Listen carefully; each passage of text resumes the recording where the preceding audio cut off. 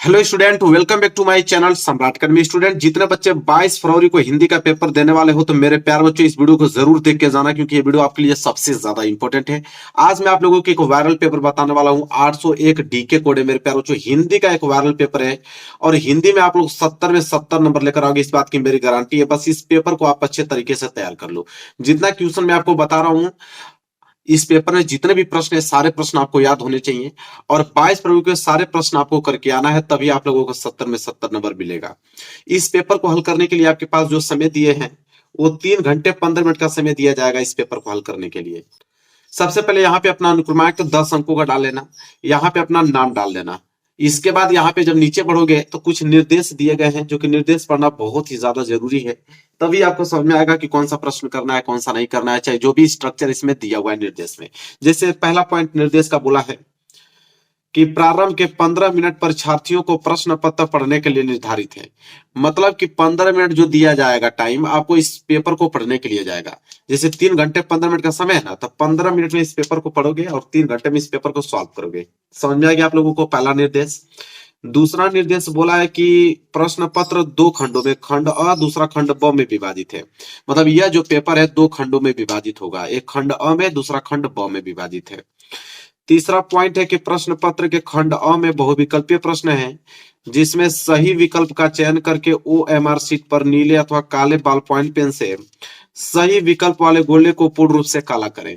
मतलब कहने का मतलब यह है कि खंड अ में बहुविकल्पीय प्रश्न रहेंगे। कितने बहुविकल्पीय प्रश्न रहेंगे?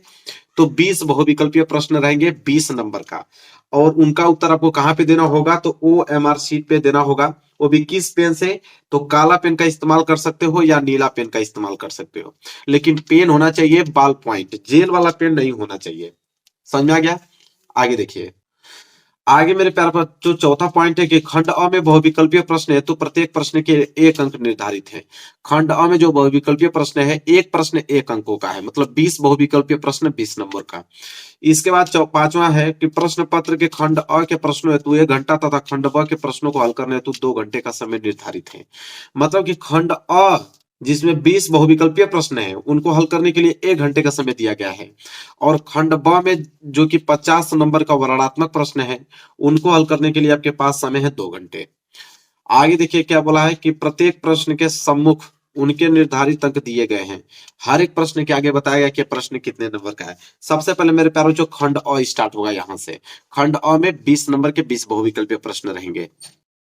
देखिए बहुविकल्पीय प्रश्न स्टार्ट हो गया, 20 बहुविकल्पीय प्रश्न 20 नंबर का। देखो पहला प्रश्न जो कि 1 नंबर यहाँ पे साइड में लिखा है, एक एक नंबर के बहुविकल्पीय प्रश्न है कि रस मीमांसा के लेखक हैं। मेरे प्यारे बच्चों, रस मीमांसा के लेखक कौन है आपको भी मालूम होना चाहिए। आचार्य रामचंद्र शुक्ल जी हैं। कौन है? आचार्य रामचंद्र शुक्ल जी हैं। पहला वाला ऑप्शन बिल्कुल राइट आंसर हो जाएगा। रस मीमांसा के लेखक आचार्य रामचंद्र शुक्ल। आगे बढ़ो, दूसरा प्रश्न देखिए। दूसरा प्रश्न क्या है मेरे प्यारे बच्चों? कृति कंकाल के लेखक हैं। तो कृति कंकाल के लेखक कौन है? तो जयशंकर प्रसाद जी हैं। इसलिए दूसरे का पहले वाला जो है बिल्कुल राइट आंसर हो जाएगा। कृति कंकाल के लेखक जयशंकर प्रसाद। आगे बढ़ेंगे, तीसरा प्रश्न देखने को मिलेगा कि शुक्ल युग की काल अवधि है। तो शुक्ल युग की काल अवधि कितनी मानी जाती है मेरे प्यारे बच्चों? तो 1919 से लेकर 1938 तक। सी वाला ऑप्शन बिल्कुल राइट आंसर हो जाएगा, तीसरे का सी। आगे देखिए अगला प्रश्न है, चौथा क्या है कि शुक्ल युग के प्रसिद्ध उपन्यासकार हैं। तो शुक्ल युग के प्रसिद्ध उपन्यासकार कौन है मेरे प्यारे बच्चों? तो भगवती चरण वर्मा जी। चौथे का सी वाला जो है बिल्कुल राइट आंसर हो जाएगा, भगवती चरण वर्मा जी, चौथे का सी। आगे देखिए मेरे प्यारे बच्चों, पांचवा प्रश्न क्या है? चिंतामणि के रचयिता है। तो चिंतामणि के रचयिता कौन है मेरे प्यारे बच्चों? आचार्य रामचंद्र शुक्ल जी। मतलब पांचवे का सी वाला ऑप्शन बिल्कुल राइट आंसर हो जाएगा, आचार्य रामचंद्र शुक्ल।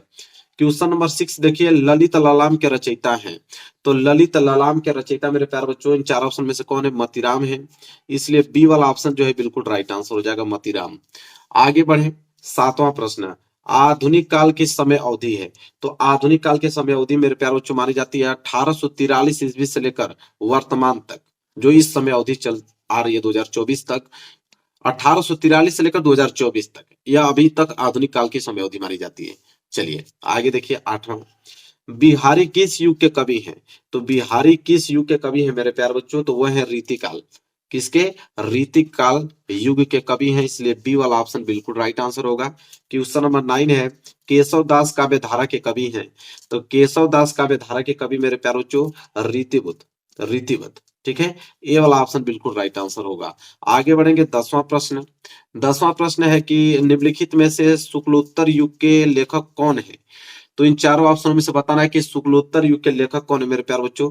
तो वासुदेव शरण अग्रवाल, वासुदेव शरण अग्रवाल जी, पहला वाला ऑप्शन बिल्कुल राइट आंसर हो जाएगा मेरे प्यारे बच्चों। चलिए आगे बढ़ते हैं क्वेश्चन नंबर 11 की तरफ। 11वां प्रश्न देखिए क्या है। 11वां प्रश्न मेरे प्यारे बच्चों है कि हंसी हंसी भाजे देखी दुल्हा दिगंबर को, पाहुनी जे आवे हिमाचल के उछाव में, निम्नलिखित में रस है। मतलब ये जो पंक्ति दिया था, इस पंक्ति में कौन सा रस है मेरे प्यारे बच्चों? तो हास्य रस का प्रयोग किया गया है, इसलिए बी वाला ऑप्शन बिल्कुल राइट आंसर हो जाएगा, हास्य रस। 12वां देखिए क्या है कि पीपर पात सरिस मंडोला, कह रहा है कि उपयुक्त पंक्ति में अलंकार है। मतलब इस पंक्ति में कौन सा अलंकार का प्रयोग किया गया मेरे प्यारे बच्चों? उपमा अलंकार का प्रयोग किया गया है। ए वाला ऑप्शन बिल्कुल राइट आंसर हो जाएगा, 12 का ए। 13वां देखिए क्या है कि सुनत सुमंगल बैन मन प्रमोद तन पुलक भर, शरद सरोहु नैन तुलसी भरे सने जल। कह रहा है कि इन पंक्तियों के दूसरे और चौथे चरण में कितनी मात्राएं हैं? दूसरे मतलब यह वाला चरण, चौथे मतलब ये लास्ट वाला चरण। तो दूसरे और चौथे चरण में कितनी मात्राएं हैं? 13 मात्राएं मेरे प्यारे बच्चों। ए वाला ऑप्शन बिल्कुल राइट आंसर हो जाएगा, 13 मात्राएं हैं दूसरे और चौथे में, 13 मात्राएं। आगे देखिए 14वां प्रश्न है कि सभी लोगों ने वह सुंदर दृश्य देखा, वाक्य भेद कीजिए। मतलब यह कैसा वाक्य है? सभी लोगों ने वह सुंदर दृश्य देखा, है कैसा वाक्य है? तो यह एक सिंपल सेंटेंस है, मतलब सरल वाक्य है। ए वाला ऑप्शन बिल्कुल राइट आंसर हो जाएगा। आगे देखिए 15वां प्रश्न, वह खड़ा नहीं हो सकता। कह रहा वह खड़ा नहीं हो सकता वाक्य का भाववाच्य रूप में होगा। मतलब वह खड़ा नहीं हो सकता, अगर इसको भाव के रूप में हम लोग व्यक्त करें तो इस सेंटेंस को कैसे बनाएंगे? तो ये सेंटेंस मेरे प्यारों जो बन के तैयार होगा ऑप्शन नंबर डी, कि उससे खड़ा नहीं हुआ जाता, उससे खड़ा नहीं हुआ जाता, यह भाववाचक वाक्य है। डी वाला ऑप्शन बिल्कुल राइट आंसर होगा। आगे देखेंगे 16वां, कह रहा है यह बालक बहुत मेधावी है। अब यह के नीचे अंडरलाइन किया गया है, अब बताना कि यह क्या है। तो यह जो मेरे प्यारे बच्चों वो है आपका सर्वनामिक विशेषण, एक वचन है, पुल्लिंग है और विशेष से बालक है, इसलिए सी वाला ऑप्शन बिल्कुल राइट आंसर होगा। आगे देखिए 17वां, अनुचर शब्द में प्रयुक्त उपसर्ग है। तो अनुचर शब्द में उपसर्ग पूछा है, ठीक है।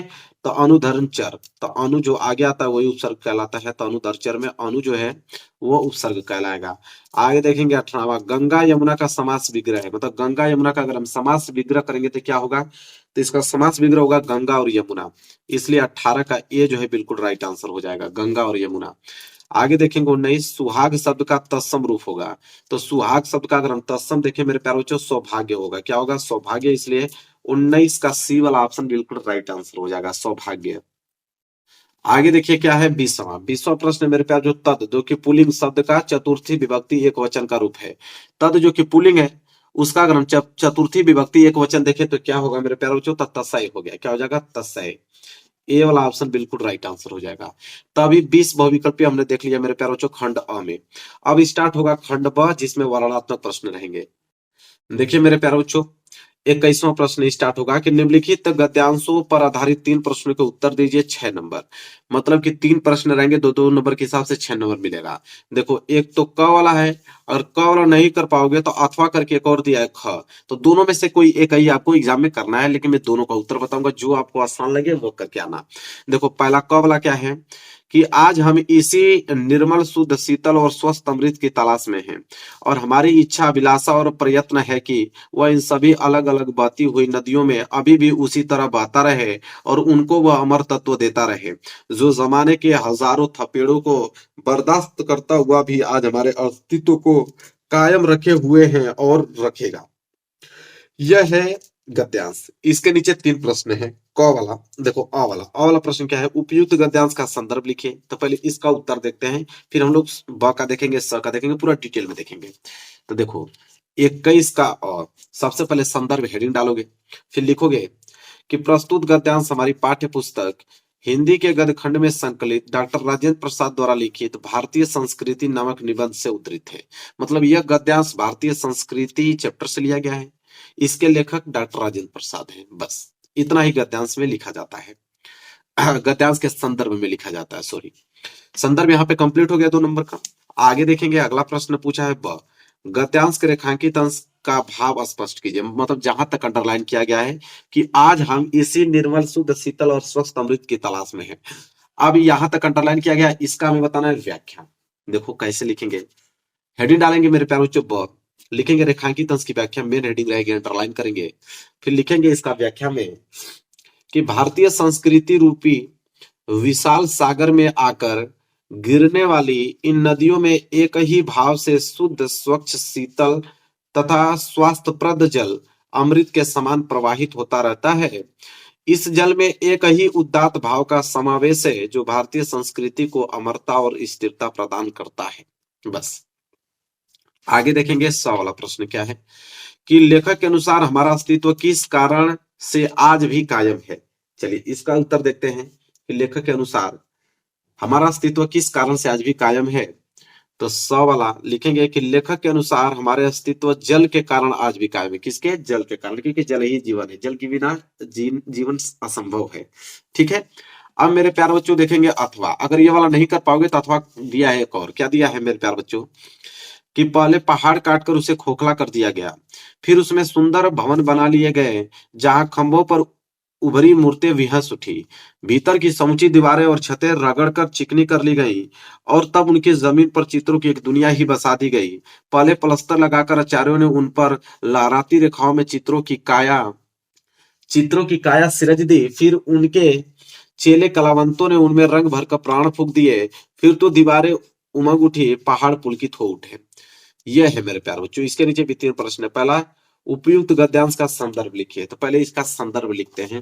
देखो यहां मैं लिखा हूं अथवा, अथवा में अ, फिर संदर्भ। संदर्भ लिखेंगे कि प्रस्तुत गद्य अवतरण हमारी पाठ्य पुस्तक हिंदी के गद्य खंड में संकलित तथा भारतीय पुरातत्व के महान विद्वान श्री भगवत शरण उपाध्याय द्वारा लिखित अजंता शीर्षक निबंध से उद्धृत है। मतलब अजंता चैप्टर से लिया गया है और इसके लेखक श्री भगवत शरण उपाध्याय जी। समझ में आ गया आप लोगों को? यही संदर्भ में आप लोगों को लिखना है। आगे देखिए ब वाला क्या है, ब है रेखांकित अंश की व्याख्या कीजिए। मतलब जहां तक अंडरलाइन किया गया है, देखिए मेरे प्यारे बच्चों अंडरलाइन कहां तक किया गया है, यहां से कि भीतर की समुचित दीवारें और छतें रगड़कर चिकनी कर ली गई और तब उनकी जमीन पर चित्रों की एक दुनिया ही बसा दी गई। यहां तक अंडरलाइन किया गया है, इसका हमें बताना है व्याख्या। देखिए व्याख्या कैसे लिखेंगे, देखो ब हेडिंग डालेंगे रेखांकित अंश की व्याख्या और लिखेंगे कि प्रस्तुत गद्यांश में लेखक का कहना है कि गुफा की भीतरी दीवारों को और छतों को विधिवत रगड़ रगड़ कर चिकना बना लिया गया। तत्पश्चात उस चिकनी पृष्ठभूमि पर चित्रकारों के द्वारा अनेकानेक चित्र बना दिए गए हैं जिनको देखकर ऐसा लगता है मानो चित्रों की एक नई दुनिया ही निर्मित कर दी गई हो। बस यही है आप लोगों का रेखांकित अंश का व्याख्या क्लियर हो गया। एक प्रश्न और बचा है, उसको देखते हैं। एक प्रश्न और है मेरे प्यारे बच्चों 100 वाला कि पहाड़ों को जीवंत कैसे बनाया गया, गद्यांश के आधार पर स्पष्ट कीजिए। चलिए देखते हैं कि पहाड़ों को जीवंत कैसे बनाया गया। तो इसका उत्तर हम लोग लिखेंगे मेरे प्यारे बच्चों 100 वाला का, यहाँ पे देखो 100 लिखेंगे, पहाड़ों को काटकर भवन का रूप दिया गया, दीवारों छतों और खंभों को चिकना कर उन पर सजीव चित्र निर्मित किए गए, चित्रों में रंग भरा गया, इस प्रकार पहाड़ों को जीवंत बना दिया गया। बस इतना ही लिखना है। इसके बाद 21वां प्रश्न पूर्ण रूप से कंप्लीट दोनों बता दिया। अब प्रश्न नंबर 22 स्टार्ट होगा यहाँ से कि दिए गए पद्यांश पर आधारित 3 प्रश्नों के उत्तर दीजिए और यह है 6 नंबर का। ये भी अभी हमने गद्यांश देखा, अब आ गया पद्यांश। पद्यांश ही 6 नंबर का पूछा जाता है। इसमें भी 2 ठे देता है मेरे प्यारे बच्चों। ठीक है, क वाला, पहले क वाला देख लेते हैं। निर्गुण कौन देश को बासी मधुकर कहीं समुझाई, स्व देव बुझती साँच न हासी। कौ है जनक कौन है जननी, कौन नारी को दासी, कैसे वर्ण भेष है कैसो की ही रस में अभिलाषी, पावेगो पुनि कियो आपनो जोरे करगो गासी, सुनत मौन है रघो बावरो सुर सबे मतिनासी। मेरे प्यार बच्चों बहुत ज्यादा इंपॉर्टेंट है यह पद्यांश। और इसके नीचे देखो 2 प्रश्न है। पहला, प्रस्तुत पद्यांश का ससंदर्भ हिंदी में व्याख्या कीजिए तथा काव्य संदर्भ भी स्पष्ट कीजिए। तो काव्य संदर्भ नहीं आता आपके एग्जाम में मेरे प्यार बच्चों, बस यहाँ तक पूछता है कि प्रस्तुत पद्यांश का ससंदर्भ हिंदी में व्याख्या कीजिए। ठीक है, चलिए पहले इसको देखते हैं। 22वां देखो मेरे प्यार बच्चों, 22 का सबसे पहले हेडिंग आपका संदर्भ रहेगा। लिखेंगे कि यह पद श्री सूरदास द्वारा रचित सुरसागर नामक ग्रंथ से हमारी पाठ्य पुस्तक हिंदी के काव्य खंड में संकलित पद शीर्षक से अवतरित है। किससे? पद शीर्षक से अवतरित है मेरे प्यारे बच्चों। ठीक है, लिखेंगे। इसमें प्रसंग भी लिखना होता है, पद्यांश में प्रसंग भी लिखना होता है। प्रसंग का मतलब होता है कि इस पद्यांश में किन के बारे में जिक्र किया गया है, उसे हम बोलते हैं प्रसंग। जैसे इस लिखेंगे प्रसंग में कि इस पद में सूरदास ने गोपियों के माध्यम से निर्गुण ब्रह्मा की उपासना उपासना का खंडन तथा सगुण कृष्ण की भक्ति का मंडन किया है। अब मेरे प्यार बच्चों, इसका हो गया व्याख्या।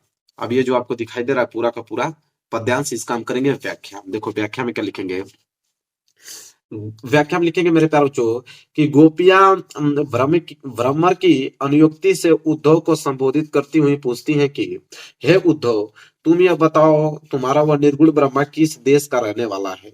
हम तुमको शपथ दिलाकर सच सच पूछ रही हैं, कोई हंसी मजाक नहीं कर रही हैं। तुम यह बताओ कि उस निर्गुण का पिता कौन है, उसकी माता का क्या नाम है, उसकी पत्नी और दासियां कौन कौन है, उस निर्गुण ब्रह्मा का रंग कैसा है, उसकी वेशभूषा कैसी है और उसकी किस रस में रुचि है। गोपियां उद्धव को चेतावनी देती हुई कहती हैं कि हमें सभी बातों का ठीक ठीक उत्तर देना। यदि सही बात बताने में जरा भी छल कपट करोगे तो अपने किए का फल अवश्य पाओगे। सूरदास जी कहते हैं कि गोपियों के ऐसे प्रश्नों को सुनकर ज्ञानी उद्धव ठगे से रह गए और उनका सारा ज्ञान गर्व अनपढ़ गोपियों के सामने नष्ट हो गया। बस यह है मेरे प्यारों बच्चों पूरे के पूरे पद्यांश का व्याख्या हमने बता दिया। अब इसके बाद एक प्रश्न और है कि गोपियां भ्रमर की अनुयुक्ति से उद्धव से क्या पूछती हैं। ठीक है, तो इस प्रश्न का उत्तर कैसे लिखेंगे?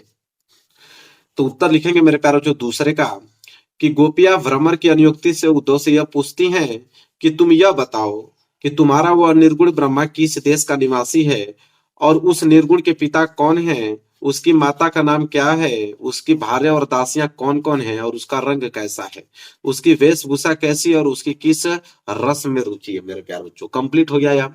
चलिए, हाँ अगर ये नहीं कर पाओगे क वाला तो ख वाला दिया अथवा करके उसको कर लेना।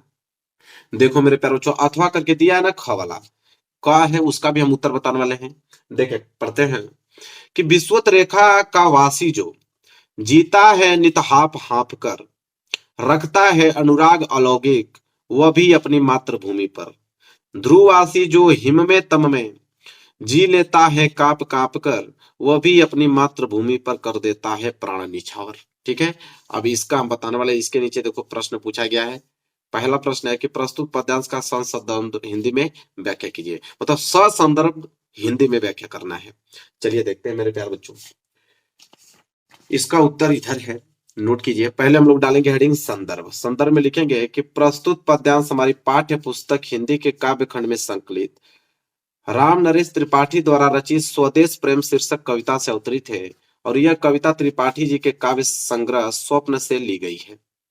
इसके बाद प्रसंग लिखेंगे मेरे प्यार बच्चों कि कवि ने इन पंक्तियों में बताया है कि प्रत्येक मनुष्य को अपनी मातृभूमि से प्रेम होता है, वह उसे छोड़कर कहीं जाना पसंद नहीं करता है।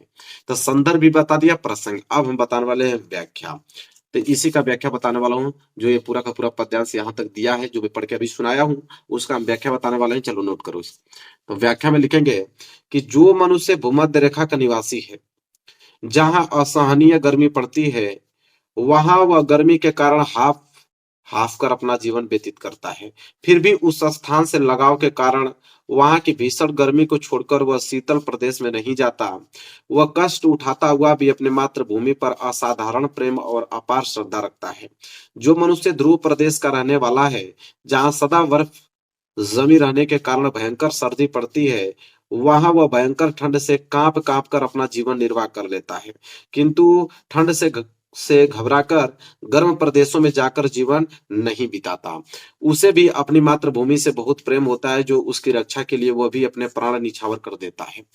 ठीक है, यह था उसका व्याख्या जो हमने डिटेल में लिखा हुआ है, बहुत अच्छे से बताया, उसको नोट कर लो। ठीक है, उसके नीचे एक प्रश्न और पूछा है। क्या है देखो, दूसरा प्रश्न है कि उपयुक्त पद्यांश में कवि ने क्या स्पष्ट किया है। चलिए इसका भी उत्तर देखेंगे हम लोग। लिखेंगे कि उपयुक्त पद्यांश में कवि ने स्पष्ट किया है कि मानव मात्र को मातृभूमि से स्वाभाविक प्रेम होता है। बस ये कंप्लीट हो गया मेरे प्यारे बच्चों, ये भी अच्छे तरीके से। अब चलिए अगला प्रश्न देखेंगे, प्रश्न नंबर 23। देखिए मेरे प्यारे बच्चों प्रश्न नंबर 23 क्या है।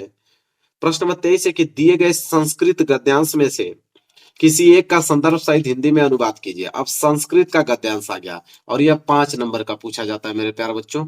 इसमें भी दो ठे देता है, एक क एक अथवा करके और देता है। मैं दोनों का उत्तर बताऊंगा, ठीक है। तो इसको नोट कर लो मेरे प्यारे बच्चों। इयम नगरी विविध विविधराण संगलम अस्ति। महात्मा बुद्ध, तीर्थकर, पार्श्वनाथ, शंकराचार्य, कबीर, गोस्वामी, तुलसीदास। यहां से लेके यहां तक है संस्कृत का। यह मेरे प्यारे बच्चों क्या है, गद्यांश। तो संस्कृत का गद्यांश है जो कि आप नोट कर लो। और इसमें बताना है संदर्भ सहित हिंदी में अनुवाद करना है। चलिए इसका उत्तर देखते हैं। देखो 23 23 का पहला संदर्भ लिखेंगे कि प्रस्तुत गद्यांश हमारी पाठ्य पुस्तक हिंदी के संस्कृत खंड के वाराणसी पाठ से उद्धृत, मतलब संस्कृत खंड के वाराणसी पाठ से उद्धृत, मतलब वाराणसी चैप्टर से लिया गया है। इसमें प्रसंग लिखेंगे मेरे प्यारे बच्चों कि इस गद्यांश में वाराणसी की ऐतिहासिकता तथा अवस्थिति के विषय में बताया गया है। वाराणसी की ऐतिहासिकता के बारे में और उसके अवस्थिति के विषय में बताया गया है। अब मेरे प्यारे बच्चों इसका हम करने वाले हैं अनुवाद, ठीक है। एक बार और देख लो, इसका हम हिंदी में अनुवाद करने वाले हैं। देखो अनुवाद हम लोग लिखेंगे मेरे प्यारे बच्चों। अनुवाद हेडिंग डालेंगे, लिखेंगे कि यह नगरी विविध धर्मों के मिलन का स्थान रही है। महात्मा बुद्ध और तीर्थकर और पार्श्वनाथ, शंकराचार्य, कबीर, गोस्वामी, तुलसीदास और दूसरे बहुत से महात्माओं ने यहाँ आकर अपने विचारों को फैलाया, अर्थात अपने विचारों को क्या किया, प्रसार किया। केवल दर्शन, साहित्य और धर्म में ही नहीं अपितु कला के क्षेत्र में भी यह नगरी जो है विविध कलाओं और शिल्पों के लिए संसार में प्रसिद्ध है। और यहाँ की रेशमी साड़ियां देश विदेश में सभी जगह पसंद की जाती हैं। अब मेरे प्यारे बच्चों अथवा देखिए, अगर ये नहीं कर पाओगे तो अथवा करके एक और प्रश्न देता है, मैं उसको दिखाना चाहूंगा। यहाँ पे ख वाला है, ऐसा कर्म विरम संस्कृति वाला, यहां से लेके यहां तक मैं दिखा देता हूँ, उसको नोट कर लो, यह है। अब इसका हम लोग देखने वाले हैं संदर्भ सहित हिंदी में अनुवाद। दोनों में से कोई एक ही करना है, तो जो आपको आसान लगेगा वो कर लेना। अब मैं तो पहले इसका मैं संदर्भ बताऊंगा। संदर्भ लिखे हुए कि प्रस्तुत गद्यांश हमारी पाठ्य पुस्तक हिंदी के संस्कृत खंड के भारतीय संस्कृति नामक पाठ से उद्धृत है। मतलब किस चैप्टर से लिया गया है, तो भारतीय संस्कृति चैप्टर से लिया गया है। प्रसंग की अगर हम बात करें, लिखेंगे कि प्रस्तुत गद्यांश में हमारी संस्कृति को कर्मवीरों की संस्कृति बताया गया है। अब हम करने वाले हैं अनुवाद। इसका अनुवाद बताने से पहले एक बार मैं फिर दिखाना चाहूंगा इसको, यहां से लेके यहां तक है, इसका हम अनुवाद करने वाले हैं। चलो नोट करो। अनुवाद में लिखिए कि यह कर्म में संलग्न रहने वालों कर्मवीरों की संस्कृति है। यहाँ कर्म करते हुए ही 100 वर्षों तक जीने की इच्छा करनी चाहिए। यह इसकी घोषणा है कि पहले कर्म बाद में फल। यह हमारी संस्कृति का नियम है। और इस समय जब हम लोग राष्ट्र के नव निर्माण में लगे हुए हैं, निरंतर काम करना ही हमारा प्रधान कर्तव्य है। अपने परिश्रम का फल भोगने योग्य है, दूसरे के श्रम का शोषण त्यागने योग्य है। यह इसका अनुवाद है मेरे प्यारों जो हिंदी में। तो प्रश्न नंबर 23 भी कंप्लीट हो गया। प्रश्न नंबर 24 देखिए क्या है। प्रश्न नंबर 24 मेरे प्यारे बच्चों है कि दिए गए संस्कृत पद्यांश में से किसी एक का संदर्भ सहित हिंदी में अनुवाद कीजिए। अब ये संस्कृत का पद्यांश आ गया, ये भी 5 नंबर का पूछा जाता है मेरे प्यारे बच्चों। इसमें भी दो ठे, एक क एक अथवा करके ख, लेकिन मैं दोनों का आंसर बताऊंगा। तो क वाला यहाँ तक है मेरे प्यारे बच्चों, क वाला है, इसको नोट करो, यहाँ से यहाँ तक है। अब इसका हमें संदर्भ सहित हिंदी में अनुवाद बताना है। 24 का क, चलिए देखते हैं उत्तर इसका। 24 का क सबसे पहले संदर्भ हेडिंग डालोगे, लिखोगे प्रस्तुत श्लोक हमारी पाठ्य पुस्तक हिंदी के संस्कृत खंड के जीवन सूत्राणु पाठ से उद्धृत है। संस्कृत खंड के किस चैप्टर से, जीवन सूत्राणु पाठ से लिया गया है यह श्लोक। इसमें प्रसंग अगर हम बात करें तो प्रसंग लिखेंगे इन श्लोकों में यक्ष के प्रश्नों और युधिष्ठिर के उत्तरों के माध्यम से माता पिता इत्यादि के महत्वों को दर्शाया गया है। ठीक है, अब इसका हम करने वाले हैं हिंदी में अनुवाद मेरे प्यारे बच्चों। हिंदी में अनुवाद करने से पहले एक बार दिखा देना चाहूंगा, यहां से लेके यहां तक है, इसका हम करने जा रहे हैं हिंदी में अनुवाद। देखो सबसे पहले हेडिंग डालोगे अनुवाद। अनुवाद डालोगे, लिखोगे कि यक्ष युधिष्ठिर से पूछता है, क्या पूछता है कि भूमि से महान क्या है और आकाश से ऊंचा कौन है और वायु से अधिक शीघ्रगामी क्या है, तिनके से अधिक दुर्बल क्षीण बनाने वाली क्या है। वही युधिष्ठिर उत्तर देता है, क्या देता है कि पृथ्वी से अधिक जो है वो भारी माता है, आकाश से ऊंचा पिता है और वायु से अधिक शीघ्रगामी मन है और तृण से अधिक दुर्बल बनाने वाली चिंता है। यही अनुवाद है उसका हिंदी में, बता दिया। ये भी कंप्लीट हो गया मेरे प्यारे बच्चों। देखो ख वाला, अगर क वाला नहीं कर पाओगे तो ख वाला कर लेना। ठीक है, यहां से लेके यहां तक मैं अंडरलाइन कर देता हूँ, यहां तक घेर देता हूँ। यह है इसका हमें बताना है संदर्भ सहित हिंदी में अनुवाद। चलिए देखिए इसका सबसे पहले ख वाला में हेडिंग डालोगे संदर्भ, लिखोगे प्रस्तुत श्लोक हमारी पाठ्य पुस्तक हिंदी के संस्कृत खंड के वाराणसी पाठ से उद्धृत है। अब मेरे प्यारे बच्चों, वाराणसी चैप्टर से लिया गया है। प्रसंग लिखेंगे, इस श्लोक में वाराणसी की पूर्ण ख्याति का वर्णन किया गया है। अब हम करने वाले हैं अनुवाद। अनुवाद करने से पहले एक बार मैं फिर दिखाना चाहूंगा इसको, यही है इसका। अब हम हिंदी में अनुवाद बताने वाले हैं आप लोगों को। चलिए, अनुवाद में लिखोगे कि जहां पर मरना कल्याणकारी समझा जाता है, जहां शरीर पर भस्म धारण करना आभूषण है, जहां कौपिन लंगोटी रेशमी वस्त्र है, वह काशी किसके द्वारा मापी जा सकती है, अर्थात उसकी क्षमता किससे की जा सकती है। तात्पर्य यह है कि किसी से भी नहीं की जा सकती। मेरे प्यारों बच्चों, यह अनुवाद है, इसको नोट कर लो। अब मेरे प्यारों बच्चों, अगला प्रश्न पढ़ेंगे, प्रश्न नंबर 25। देखिए, प्रश्न नंबर 25 क्या है कि अपने पठित खंड काव्य के आधार पर निम्नलिखित प्रश्नों में से किसी एक प्रश्न का उत्तर दीजिए। 3 नंबर का है। अब मेरे प्यारे बच्चों, ये आ गया खंड काव्य। खंड काव्य मेरे प्यारे बच्चों जिला वाइज आता है। हर एक जिले का अलग अलग खंड काव्य आता है मेरे प्यारे बच्चों। क्वेश्चन बैंक में, किताब में देख लेना कि आपके जिले में कौन सा खंड काव्य पूछा जाता है। खंड काव्य तो बहुत है, जैसे मातृभूमि है, अरे मातृभूमि कह रहा हूँ, मुक्ति दूत है, मातृभूमि भी है आगे। पहला मुक्ति दूत, दूसरा ज्योति जवाहर, तीसरा मेरे प्यारे बच्चों मेवाड़ मुकुट, फिर अग्र पूजा, फिर जय सुभाष, फिर मातृभूमि, फिर कर्ण, फिर करमवीर, फिर तुमुल। तो इतने सारे हैं, लेकिन आपके जिला में जो पूछा जाता है वही खंड काव्य आप एग्जाम में करके आइएगा। दूसरा कर दोगे तो नंबर नहीं मिलेगा। आगे देखिए, प्रश्न नंबर 26। 26 का क, दिए गए लेखकों में से किसी एक का जीवन परिचय देते हुए उनकी प्रमुख रचना का उल्लेख कीजिए। 5 नंबर का। अब क्या मुझे जीवन परिचय का भी सलूशन बताना पड़ेगा? इतना जीवन परिचय करा दिया कि अब सलूशन बताने का मन नहीं है, और याद भी हो गया होगा। 3 देता है, आचार्य रामचंद्र शुक्ल, डॉक्टर राजेंद्र प्रसाद, जयशंकर प्रसाद। इन्हीं तीनों लोगों में से किसी एक का जीवन परिचय आपको करना होता है, और रचना भी जरूरी है, क्योंकि रचना पे 2 नंबर मिलता है। 3 नंबर तो जीवन परिचय पे, 2 नंबर रचना पे मिलता है। ठीक है, तो रचना जरूर लिखिएगा। फिर अगर ख की अगर हम बात करें तो दिए गए कवियों में से किसी एक का जीवन परिचय देते हुए उनके प्रमुख रचना का उल्लेख कीजिए। 5 नंबर का। अब कवि गोस्वामी तुलसीदास, सुमित्रानंद पंत, महाकवि सूरदास। इन तीनों लोगों में से किसी एक का आप लोगों का जीवन परिचय लिखना है, वो भी रचना सहित मेरे प्यारे बच्चों। रचना सहित आपको जीवन परिचय लिखना है, बस कंप्लीट हो जाएगा। आगे बढ़िए, प्रश्न नंबर 27 क्या है कि अपने पाठ्य पुस्तक में से कंठस्थ कोई एक श्लोक लिखिए जो इस प्रश्न पत्र में न आया हो। श्लोक 2 नंबर का पूछा जाता है मेरे प्यारे बच्चों। मैं 2 श्लोक आप लोगों को बता देता हूँ, एक ही श्लोक करना होता है लेकिन मैं 2 बता देता हूँ। पहला है कि बंधनम मरणम वापि जयो वापि पराजय उभयत्र सम वीर वीर भावो ही वीरता। यह पहला श्लोक है मेरे प्यारे बच्चों।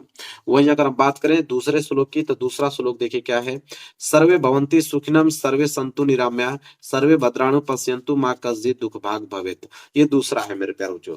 2 हमने श्लोक बता दिया, दोनों में से कोई एक ही करना है, एग्जाम में कर लीजिएगा। आगे देखिए, प्रश्न नंबर 28 कि निम्नलिखित में से किन्हीं 2 प्रश्नों के उत्तर संस्कृत में दीजिए। 2 नंबर मिलेगा। तो 4 देता है, पहला, दूसरा, तीसरा। एक पीछे दिया हुआ है, मैं दिखाता हूँ। पहला वाला है कि वाराणसी नगरी कुत्र स्थिरा अस्ति, दूसरा है चंद्रशेखर क आसीत, तीसरा है भारतीय संस्कृति मूलम किमस्ति, और चौथा है मेरे प्यारों चो वीरा केन पूजे थे। तो मैं चारों को उत्तर आप लोगों को बता देता हूँ। 3 ठे मैं पहले इधर बता देता हूँ। पहला का होगा कि वाराणसी नगरी गडगायम कुलम स्थिता अस्ति, दूसरे का होगा चंद्रशेखर प्रसिद्ध क्रांतिकारी देशभक्त आसीत, तीसरा होगा विश्वस्य अस्त्रष्टा ईश्वर एक एव इति भारतीय संस्कृति मूलम अस्ति। ठीक है, और वीर केन पूजते का भी बता देता हूँ, वीर विन पूजते होता है। इसका उत्तर यहाँ पे होगा वीर विन पूजते। बस, चारों बता दिया। अब आइए मेरे प्यारों चो 29वां प्रश्न। 29 है कि निम्नलिखित में से किसी एक विषय पर निबंध लिखिए। 7 नंबर। अब मेरे चैनल पे चले जाओ, पूरा का पूरा निबंध बता दिया हूँ। ठीक है, और निबंध आप लोगों को याद भी हो गया होगा, क्योंकि निबंध आपके एग्जाम में सबसे ज्यादा मार्क्स का पूछा जाएगा। 7 नंबर का निबंध पूछा जाएगा।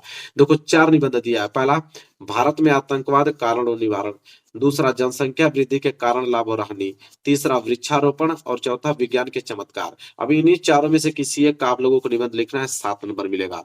आप लोग निबंध मेरे चैनल पे सर्च कर लेना, निबंध बाई सम्राट अकेडमी, तुरंत आप लोगों को मिल जाएगा। ठीक है, या निबंध कैसे लिखे, निबंध लिखने का ट्रिक बाई सम्राट अकेडमी, कुछ भी लिख के सम्राट अकेडमी लगा दोगे, तुरंत मेरा वीडियो आप लोगों के सामने आ जाएगा। आगे देखिए, 30वां प्रश्न, लास्ट प्रश्न है कि अपने क्षेत्र में व्याप्त गंदगी के कारण उत्पन्न डेंगू और मलेरिया जैसी भयंकर बीमारियों की जानकारी किसी दैनिक पत्र के संपादक को देते हुए पत्र लिखिए। अगर ये नहीं आता है तो अथवा करके है कि बिजली समस्या के निराकरण हेतु अपने जिले के बिजली विभाग को एक शिकायती पत्र लिखिए। मैं यही बता देता हूँ, 4 नंबर आप लोगों को दे दिया जाएगा, यही लिख लीजिएगा। कैसे लिखा जाता है? सबसे पहले मेरे प्यारे बच्चों लिखोगे कि सेवा में बिजली विभाग मेरठ, सेवा में बिजली विभाग मेरठ। फिर विषय हेडिंग आपको जरूर डालनी है। विषय में डालना होता है कि किसके बारे में आप पत्र लिख रहे हो। तो विषय में लिखोगे कि बिजली की अनियमित आपूर्ति, मतलब बिजली सही से नहीं डेली आती है उसके लिए। तो लिखोगे मेरे प्यार बच्चों आप कि मान्यवर हम जैन नगर कॉलोनी के निवासी आपका ध्यान बिजली समस्या की ओर आकर्षित कराना चाहते हैं। पानी तथा अन्य कार्यों के लिए बिजली की सर्वाधिक आवश्यकता तो ग्रीष्म काल में ही होती है और हम सब अप्रैल के प्रारंभ से ही अनुभव कर रहे हैं कि भरपूर गर्मी प्रारंभ होने से पूर्व ही बिजली की आपूर्ति कम हो गई है। बिजली जीवन का मूलभूत आवश्यकता है, कोई भी लोकप्रिय सरकार इसकी उपेक्षा नहीं करती। हमारी कॉलोनी में बिजली आपूर्ति प्रारंभ और बंद होने का कोई समय निर्धारित नहीं है। हमारी कॉलोनी से यह प्रतिनिधित्व मंडल इस संबंध में बिजली आपूर्ति अधिकारी से भी मिला था और उन्होंने 1 सप्ताह में बिजली आपूर्ति बढ़ाने का वचन दिया था। खेद है कि आज 3 सप्ताह व्यतीत हो जाने पर भी कोई कार्यवाही इस संबंध में नहीं हुई है। इस स्थिति में आपसे हमारा निवेदन है कि कृपया हमारी समस्या की ओर ध्यान दें और इसका शीघ्र समाधान कराएं। यदि बिजली आपूर्ति किया जा सकता है तो शीघ्र कार्यवाही की आशा में तुरंत बढ़ाना संभव नहीं हो तो कम से कम उसका समय तो निर्धारित किया जा सकता है।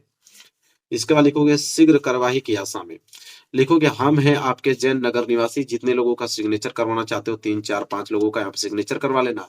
इसके बाद डेट लिख देना। हो गया भैया कंप्लीट।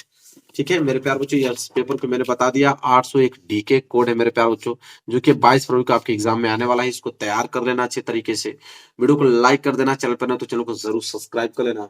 मिलेंगे एक प्यारे से नेक्स्ट वीडियो में, तब तक के लिए धन्यवाद।